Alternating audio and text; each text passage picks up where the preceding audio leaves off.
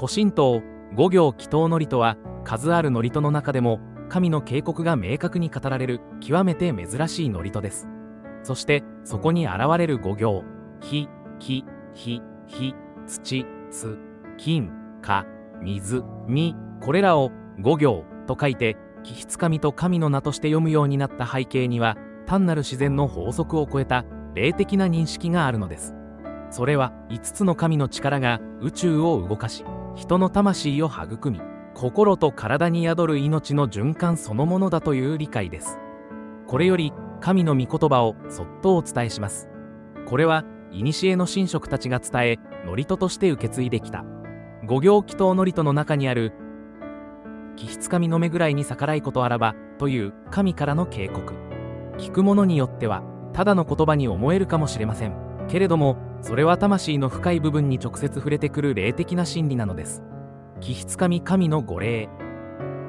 天地の始まりに神々は5つの霊をこの世に巡らせました。それが火、木、火、土、金、金、水。この5霊はただの元素ではありません。それぞれが神であり、私たちの魂、心、体、そして命そのものに対応しています。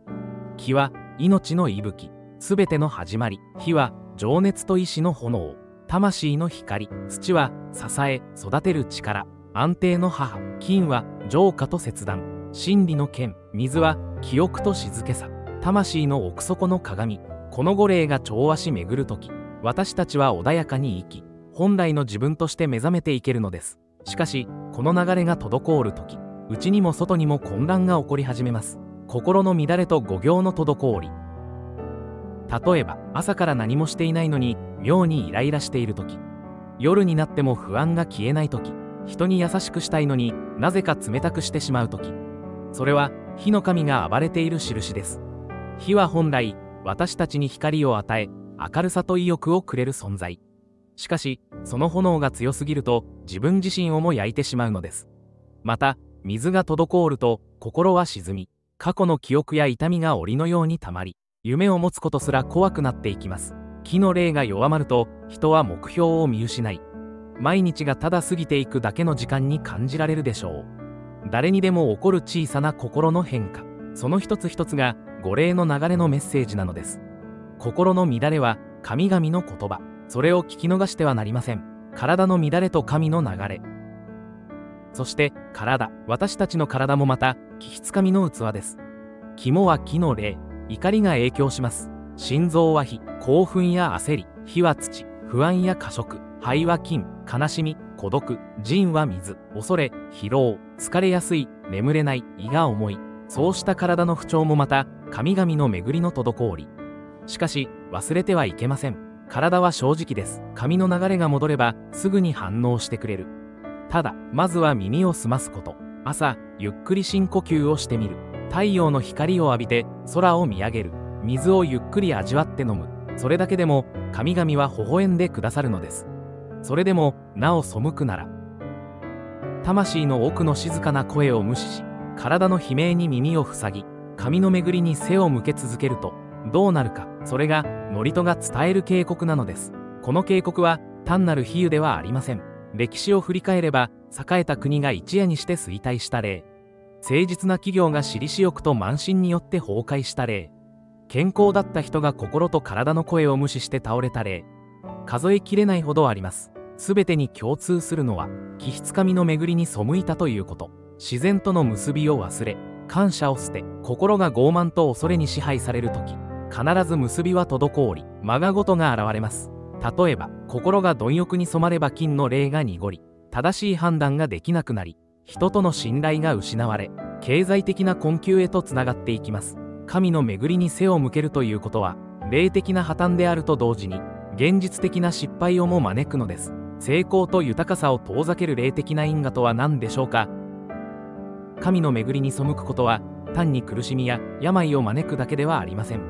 それは成功を遠ざけ、人生における豊かさと恵みの流れをも静かにせき止めてしまうのです。金の霊が濁ると判断力は鈍り、誠実さを見失い、やがて人との信用を失っていきます。どれほど優れた技術や知識を持っていても、霊の流れが詰まっていれば、商談は決まらず、人は離れ、運も富も流れていきます。気の霊が弱れば、新たな発想は生まれず、情熱も続かず、挑戦が怖くなる。土の霊が乱れれば、現実的な基盤が崩れ、努力の積み重ねが無意味になる。実は、成功とは、霊的な調和の上に築かれるものなのです。今、うまくいかないと感じている方がいたなら、まず、自分の中の気質神の状態を見つめてください。努力の前に感謝があるか、挑戦の前に祈りがあるか、神との結びがある人には、自然と人も運も集まり、本当に必要なものが静かに訪れてくるのです。祈りとは、受け取る扉を開くこと。結びとは恵みが宿る道筋を整えること。どうか、経済の流れに翻弄される前に、霊の流れを整えてください。その時、真の意味での成功と豊かさは、静かに、しかし確かに、あなたのもとへ戻ってくるでしょう。体の悲鳴に耳を塞ぎ、神の巡りに背を向け続けると、どうなるか、それが、祝詞が伝える警告なのです。彼もし、気質神のめぐらいに逆らいことあらば、たちまちその結びのめぐらい滞りて、意味じきまがことの悩み、起こらんとど伝う。神の巡りに逆らえば、結びの流れが滞り、苦しみと災いが必ず訪れる。これは、神が人間を罰するという話ではありません。これは、神が設けた通りの話なのです。水を濁らせれば飲めなくなるように、火を放っておけば燃え広がるように、自然の摂理と同じく、霊の方もまた動いています。結びを取り戻すために、ここで言う結びとは、単なる人と人とのつながりや物事の結末を意味するものではありません。結びとは、神道における霊的な力、天地を結び、神と人とを結び、魂の内の奥において命をつなぎ止める、生成、調和、成就の根源なる働きです。私たちが本来持っている神と結ばれた状態。それが結びです。結びを取り戻すために難しいことをする必要はありません。小さな祈り、静かな呼吸、誰かを責める前に自分を整えること、たった一杯の水に感謝する、庭に咲く花に声をかける、子供の笑顔にしばし立ち止まる、そんな日々の行いこそが結びを呼び戻す鍵なのです。神の御霊に再び巡っていただくこと、結びの力を取り戻すとき、私たちの心と体、そして人生はもう一度本来の道に戻っていきます。世界の混乱、そして今この地球では戦争が起き、自然が乱れ、人々の心は分断され、愛よりも恐れが優勢になっています。これはまさに色質神の目ぐらいに逆らった結果、結びが断たれた世界にまがごとが溢れ出しているのです。でもまだ遅くはありません。祝詞は恐れさせるためではなく、目覚めさせるためにある。神との結び、自然との結び、そしてあなた自身との結び。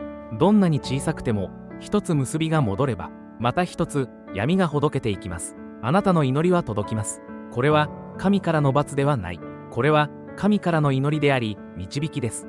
結びが戻るところに苦しみは癒え、まがごとは静まり、新たな霊の風が吹くでしょう。